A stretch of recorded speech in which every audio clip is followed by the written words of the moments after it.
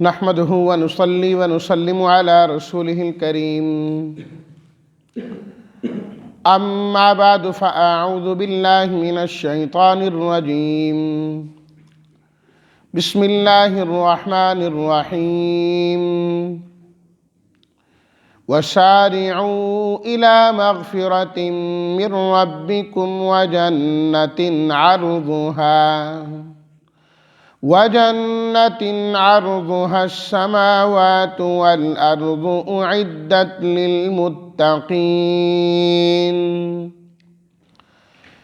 الذين ينفقون في السراء والضراء والكاظمين الغيظ والعافين عن الناس والله يحب المحسنين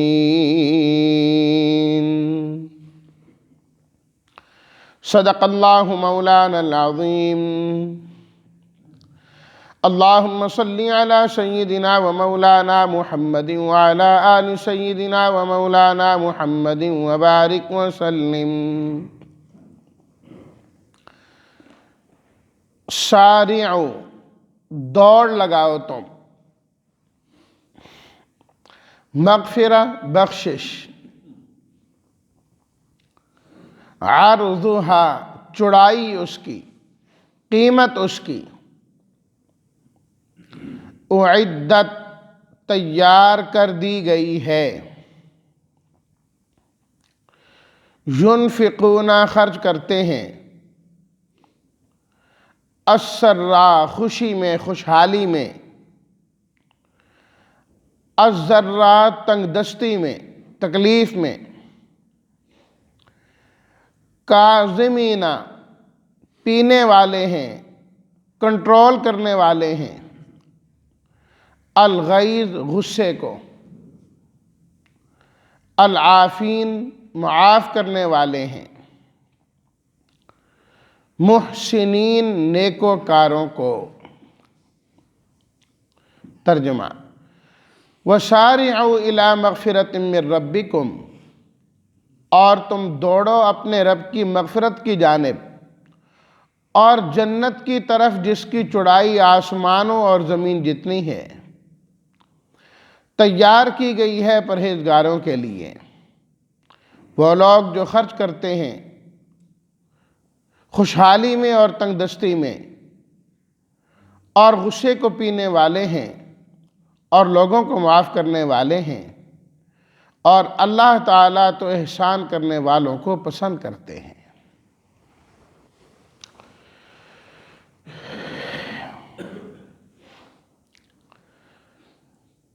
اس آیت میں بلکہ ان دو آیات میں اللہ تعالیٰ نے دو چیزوں کو حاصل کرنے کا حکم دیا کہ ہر شخص ان دو چیزوں کو حاصل کرنے کی پوری کوشش کرے جس کو یہ دو چیزیں عطا ہو گئیں اور اللہ کی طرف سے مل گئیں یوں سمجھیں کہ اسے سب سے بڑی دولت مل گئی ایک چیز ہے مغفرت اور بخشش کہ انسان کو اللہ کی جانب سے بخشش عطا کر دی جائے کہ جو کچھ تم نے کیا ہے کمی ہوئی ہے کوتاہی ہوئی ہے غلطیاں ہوئی ہیں سب تمہاری معاف کی جاتی ہیں یہ ہے مغفرت اور دوسری چیز ہے جنت کہ جو اللہ تعالیٰ نے ایمان والوں کا بالکل آخری ٹھکانہ تیار کیا ہے جہاں اللہ کے بندوں نے نیک بندوں نے ایمان والے بندوں نے رہنا ہے فرمایا کہ ان دو چیزوں کو حاصل کرنا ہے اور یہ بڑی فضیلت کی چیز ہے یاد رکھیے جو فضائل ہیں یہ دو قسم کے ہوتے ہیں. ایک قسم کے فضائل وہ ہیں، خوبیاں وہ ہیں جن کو اختیار کرنا انسان کے بس کی بات نہیں ہے، اور دوسری قسم کی خوبیاں وہ ہوتی ہیں جن کا اختیار کرنا انسان کے بس میں اور اختیار میں ہوتا ہے. مثلا مال کا ہونا نہ ہونا، حسین و جمیل ہونا نہ ہونا، آواز کا خوبصورت ہونا نہ ہونا، یہ وہ چیزیں ہیں جن کا اختیار کرنا انسان کے اپنے بس میں نہیں ہوتا، کہ انسان چاہے میں اس طرح کا ہو جاؤں، یہ انسان کے اختیار میں نہیں ہے. ایسی چیزوں کے بارے میں تو اللہ تعالیٰ نے قرآن مجید سورہ النساء میں ارشاد فرمایا وَلَا تَتَمَنَّوْا مَا فَضَّلَ اللَّهُ بِهِ بَعْضَكُمْ عَلَى بَعْضٍ. جن چیزوں میں اللہ نے بعض کو بعض پر فضیلت دی، وہاں پر ویسے مال کا ذکر ہے کہ اللہ تعالیٰ کسی کو مال زیادہ دیتے ہیں، کسی کو کم دیتے ہیں. تو فرمایا اللہ نے بعض کو جو بعض پر فضیلت دی ہے نا، اس کی تمنا نہ کیا کرو، کاش کہ مجھے یہ مل جاتا، مجھے یہی ملنا چاہیے. ان چیزوں کے پیچھے جب انسان پڑتا ہے تو یہ چیزیں حاصل ہو تو نہیں سکتی، یہ تو رب کی تقسیم ہے. نتیجہ کیا ہوتا ہے؟ انسان کے دل میں بغض، عناد اور یہ چیزیں پیدا ہونا شروع ہو جاتی ہیں. اس کے پاس ہے، میرے پاس کیوں نہیں ہے؟ حسد شروع ہو جائے. یہ چیز اس کو کیوں دی گئی ہے؟ مجھے دی جانی چاہیے تھی. بس شروع کام. جب حسد آ گیا، بغض بھی آ جائے گا، عناد بھی، دشمنیاں بھی، اور آخر کار نقصان اپنا ہی کرے گا، دوسرے کا تو کر ہی نہیں سکتا. اس کو تو اللہ نے جو عطا کرنا تھا، جو دینا تھا، وہ دے دیا ہے. اب بجائے اس کے کہ تم اللہ تعالیٰ کا شکر ادا کرو کہ اے اللہ آپ نے جس حال میں مجھے رکھا ہے یہ بھی آپ کا فضل اور کرم ہے. کسی کی نعمت کو دیکھ کر ماشاءاللہ کہو، جلنے کا کوئی فائدہ نہیں، خوشی کا اظہار کرنا اس کا فائدہ ہے. تو ایسی چیزوں کی تمنا سے تو روک دیا گیا، اور وہ چیزیں جن کا اختیار کرنا انسان کے بس میں ہے اور اختیار میں ہے، ان کو حاصل کرنے کا اللہ تعالیٰ نے خود حکم دیا ہے. خود حکم دیا ہے اللہ تعالیٰ نے. یہاں مغفرت کو اور جنت کو حاصل کرنے کا اللہ نے خود حکم دیا ہے. یہ دو چیزیں ایسی ہیں جنہیں ہر انسان حاصل کر سکتا ہے. امیر بھی، غریب بھی، چھوٹا بھی، بڑا بھی، کالا بھی، گورا بھی، عربی بھی، اجمی بھی، اپنا بھی، پرایا بھی، سارے حاصل کر سکتے ہیں.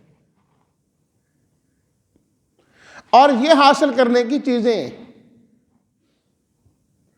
مغفرت اور جنت، مغفرت اور جنت.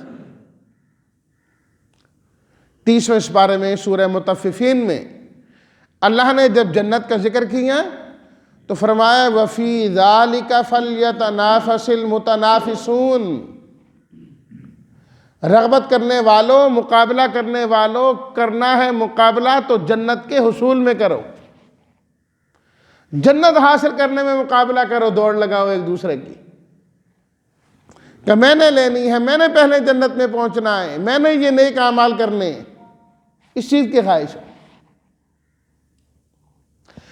اور بلکہ اللہ تعالیٰ نے صرف یہ نہیں فرمایا کہ جنت کو حاصل کرو، یہ نہیں فرمایا کہ اپنے رب کی مغفرت کو حاصل کرو اور کوشش کرو، بلکہ اس کے لیے فرمایا وَسَارِعُوا. سارعوا مسارعات سے، سرعت اور اردو میں کے اندر بھی استعمال ہوتا ہے، جلدی.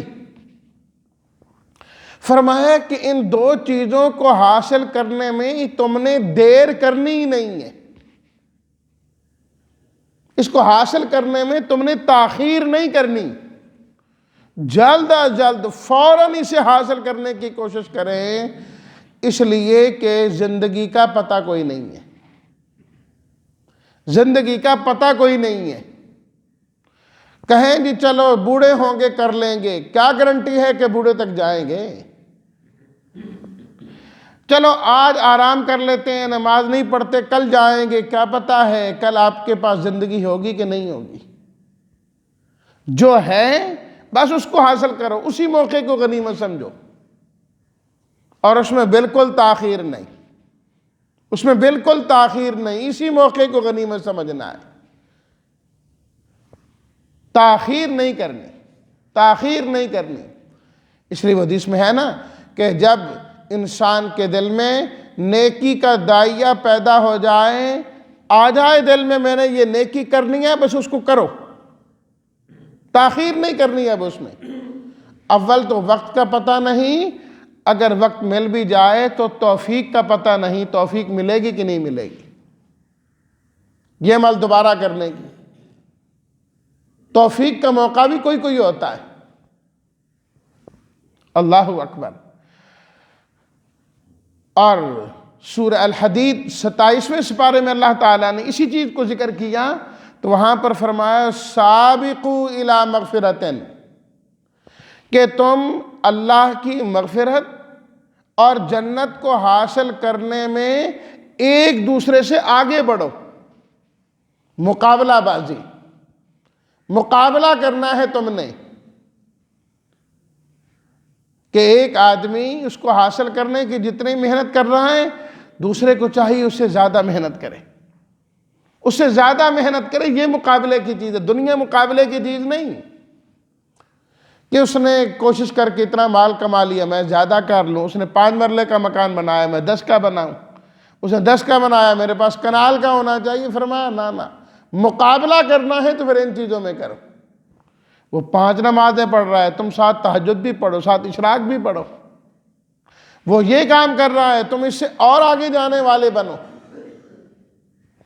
یہ ہونی چاہیے نا مقابلے کی چیز۔ مقابلے کی چیز فرمایا یہ ہے سابقو، اس کے اندر جو ہے وہ مقابلہ کرنا ہے، اس کے اندر مقابلہ کرنا ہے۔ پہلی چیز جو فرمائی نا مغفرت، بخشش کو حاصل کرنے میں، بخشش سے مراد وہ اعمال ہیں جن سے اللہ تعالیٰ کی بخشش حاصل ہوتی ہے۔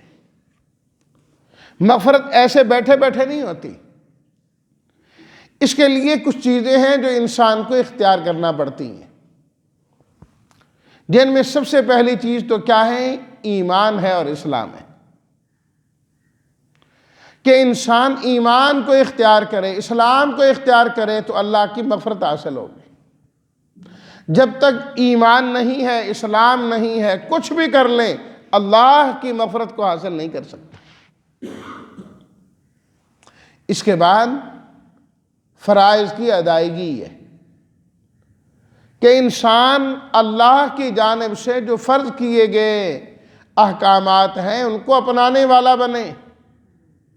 فرائض کی پابندی تو کرے نا، نماز کی طرف آئے نا، زکوٰۃ کی طرف آئے نا، روزے کی طرف آئے نا، کہے اللہ مجھے معاف کر دے، بس اللہ مجھے معاف کر دے، بھئی نہیں، اسی اللہ نے فرائض کی پابندی کرنے کا بھی تمہیں حکم دیا ہے۔ جب تم رب کی مانو گے نہیں تو مغفرت کہاں سے حاصل ہوگی؟ فرائض کی پابندی کرنا ہے۔ اور اسی طریقے سے فرائض کی پابندی کے ساتھ ساتھ انسان نے توبہ بھی کرنی ہے، اللہ تعالیٰ سے معافی بھی مانگنی ہے، معافی مانگتا رہے مانگتا رہے، فرائض کرے، پابندی کرے اور پھر بھی اللہ سے ڈرے، پھر بھی اللہ تعالیٰ سے معافیاں مانگے۔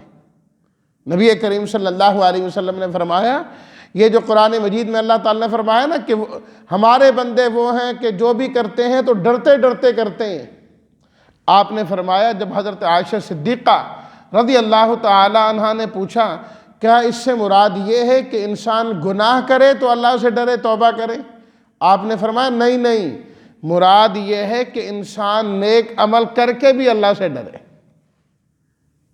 نیک عمل کر کے بھی اللہ سے ڈرے،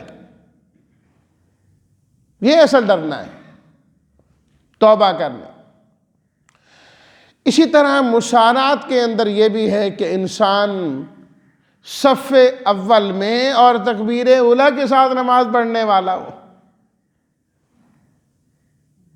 کہ انسان جلد از جلد آگے سے آگے بڑھنے کی کوشش کرے، کہ جب میں فرائض کی پابندی کروں، نماز پڑھوں تو تکبیر اولیٰ کے ساتھ پڑھوں اور پہلی صف کے اندر ادا کرنے والا بنوں۔ اللہ اکبر۔ الغرض مغفرت، اعمال صالحہ اسباب مغفرت سے حاصل ہوگی، اسباب مغفرت سے حاصل ہوگی، ان چیزوں کو اپنانا ہوگا جس سے اللہ کی مغفرت اور بخشش ملتی ہے۔ وَجَنَّةٍ عَرْضُهَا السَّمَاوَاتُ، دوسری چیز فرمائی کہ تم نے دوڑ لگانی ہے، مقابلہ کرنا ہے جنت کو حاصل کرنے کے لیے۔ یہاں پر اللہ تعالیٰ نے جو دو چیزیں ذکر کی، مغفرت کو پہلے ذکر کیا اور جنت کو بعد میں ذکر کیا۔ مغفرت کو پہلے ذکر کیا، جنت کو بعد میں ذکر کیا، اس لیے کہ جس کی مغفرت ہو گئی وہی انسان جنت میں جانے والا ہوگا، جس کی مغفرت ہوگی وہی جنت میں جانے والا ہوگا۔ اللہ اکبر۔ جس طرح میں نے ابھی ذکر کیا کہ اسباب مغفرت ہوں گے تو مغفرت آ جائے گی، جب بخشش ہو جائے گی تو پھر انسان اللہ کی رحمت سے جنت میں جانے والا ہوگا، اللہ کی رحمت سے جانے والا ہوگا۔ نبی کریم صلی اللہ علیہ وسلم نے فرمایا کسی آدمی کو اس کے اعمال جنت میں نہیں لے جائیں گے، جو بھی جائے گا اللہ کی رحمت سے ہی جنت میں جائے گا۔ صحابہ کرام رضوان اللہ تعالی علیہم اجمعین نے عرض کیا وَلَا أَنْتَ یا رسول اللہ، اے اللہ کے رسول صلی اللہ علیہ وسلم آپ کے اعمال تو بہت بلند و بالا ہیں۔ فرمایا جب تک اللہ کی رحمت مجھے نہ گھیر لے میں بھی جنت میں نہیں جا سکتا، جو جائے گا اللہ کی رحمت سے جائے گا۔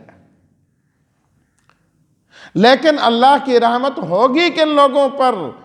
جو مغفرت اختیار کر کے گئے ہوں، مغفرت کو حاصل کر کے گئے ہوں۔ عرضها السماوات والارض، عرض اس کے عربی میں دو معنی آتے ہیں۔ عرض ایک تو کہتے ہیں چوڑائی کو، اردو میں کہتے ہیں طول و عرض، لمبائی اور چوڑائی۔ تو عرض کا ایک معنی ہوتا ہے چوڑائی۔ فرمایا اس جنت کو حاصل کرو جو اتنی بڑی ہے، اتنی بڑی ہے، اتنی بڑی ہے، ساتوں آسمان زمین یہ سب کٹھے کر دیے جائیں، ملا دیے جائیں تو یہ اس کی چوڑائی بنے گی۔ لمبائی ہمیشہ چوڑائی سے زیادہ ہوتی ہے، لمبائی ہمیشہ زیادہ ہوتی ہے۔ کپڑا خریدنے جائیں، کوئی چیز خریدنے جائیں، پورا تھان ہوتا ہے، لمبائی کتنی زیادہ ہے اس کی، لیکن چوڑائی کم ہوتی ہے۔ تو جس کی چوڑائی، فرمایا جتنی بڑی چیز تم اپنے ذہن میں تصور کر سکتے ہو، جتنا بڑا تم سوچ سکتے ہو، سمجھو یہ اس کی چوڑائی ہے، لمبائی تو تمہارے ذہن میں آنے والی بھی نہیں ہے۔ اللہ اکبر۔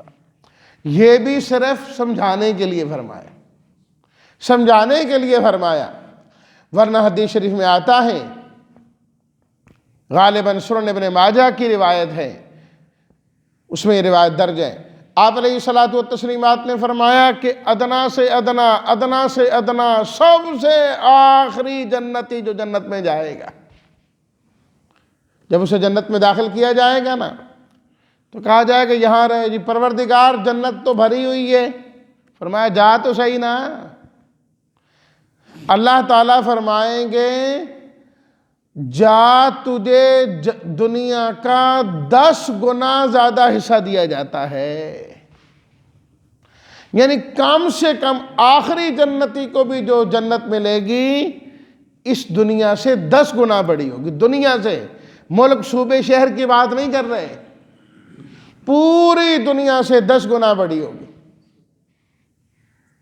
تو آپ خود سوچیں کہ وہ جنت کتنی بڑی ہے، وہ جنت کتنی بڑی ہے جو اللہ تعالیٰ نے ہمیں حاصل کرنے کا جس کا حکم دیا.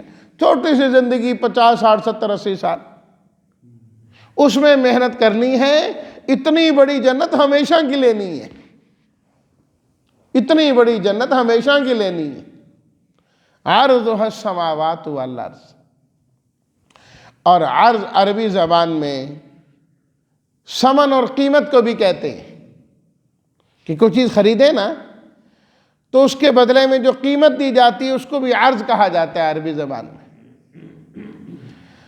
فرمایا کہ وہ جنت اتنی قیمتی ہے، اتنی قیمتی ہے، اتنی قیمتی ہے کہ سارے آسمان، ساری زمینیں، ان کے اندر پائے جانے والے خزانے، سونا چاندی، ڈالر، ریال، درہم، یہ وہ سب کچھ ملا دیں تو تب بھی جا کے اس کی قیمت نہیں بنتی.